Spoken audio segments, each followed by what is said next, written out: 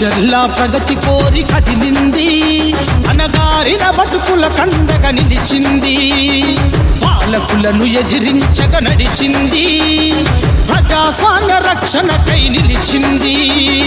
మాటంటే power తనకు సాటిరారు ఎవరు, మాటంటే power తనకు సాటిరారు ఎవరు, స్వతంత్ర అభ్యర్థిగా అడుగు ముందుకేసింది. జన బంధువురా వారి రమ్యక్క, జన గుండెల్లో నీవు పదిలమ్మక్క.